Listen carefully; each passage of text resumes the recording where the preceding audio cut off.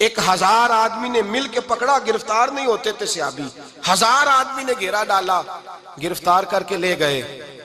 اور جب بادشاہ کے سامنے گئے تو وزیر کہنے لگا بادشاہ بندہ بڑے کام کا ہے، اگر ہمارے قابو آ گیا تو فائدہ دے گا۔ صحابی ہیں، حضرت عبداللہ بن حذافہ، حضرت فاروق اعظم کا زمانہ ہے، اگر قابو آ گیا تو فائدہ دے گا۔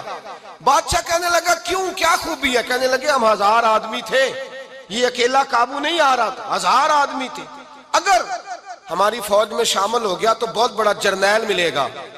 بادشاہ کہنے لگا کوئی مسئلہ نہیں، 2-3 چیزیں ہوتی ہیں بندے کو خریدنے کے لیے، خرید لیتے ہیں۔ بادشاہ کہنے لگا عبداللہ جتنی دولت تجھے چاہیے میں تجھے دے دیتا ہوں، میرے لشکر میں آ جا، معاذ اللہ اسلام چھوڑ دے۔